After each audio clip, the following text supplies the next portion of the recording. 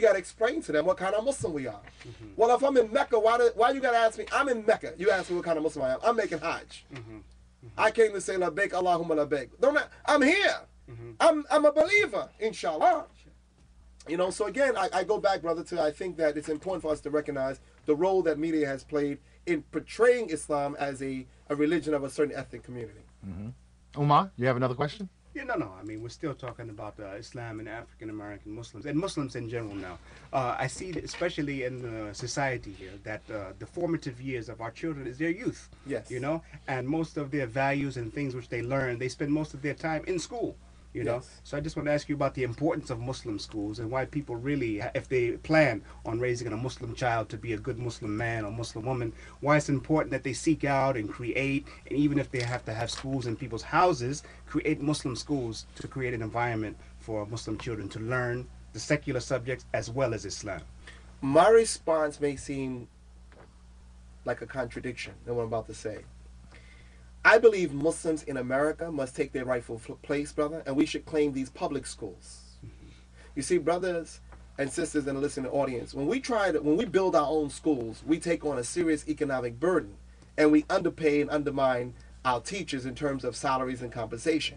I'm saying that I believe Muslims, like other ethnic groups in America, they take over public institutions and they demand that the curriculum being taught is in the interest of the students that go there. If you go to Chinatown in New York City, they got Chinese teachers and Chinese all over the wall. If you go to certain ethnic communities in New York City, those classrooms and those teachers, the curriculum is catering to those students that are there. I think Muslims in America need to understand you have a right to utilize these public institutions that are the taxpayers' dollars, and we are taxpayers, that just like every other religious and ethnic community, we have a right, brother, to utilize public facilities and share the culture of Islam with our children. Now, we should also have private schools. But the majority of Muslim kids in America will not make it to private Islamic schools because they can't afford it. So we have to have multiple approaches to the same challenge. However, I'm against Muslims having Muslim schools where we forget about the other kids in the community who are not Muslim. The objective of Islam is to educate the masses of the people, Muslim or non-Muslim. So if we build Muslim schools, and we should keep our doors open for the general public. And those Muslim countries that are out there who have the resources, instead of just sending us dates and books, they need to start sending us some money.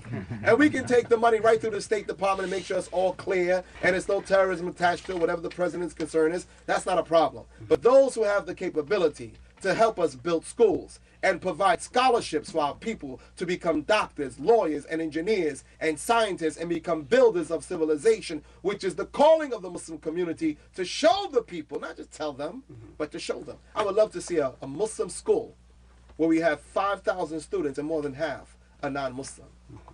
And I would love for us to take control of the politics in our community, because it is through the political process, brother, that we are able to control the institutions. And there are different people in America who are using the public schools today to indoctrinate our children with a doctrine that is contrary to what we represent, and we need to oppose that. But yeah, let me just ask you another question, because you know that's there's a lofty goals which you spoke of there. Yes. But you know, I mean, it goes back to another issue, because you know Muslims, even in the city here like Philadelphia, the Muslims are living all over the city, you know. Yes. You know, I mean, like you talk about Chinatown. Those people live in that neighborhood where that school's at, you know. Yes. And the people who take over public schools is because before they did that, they took over the neighborhood. And that's why they can have Muslim shops and Muslim businesses and write Chinese on the wall, because that's all that lived there. Is it important for the Muslims, wherever they live, to try to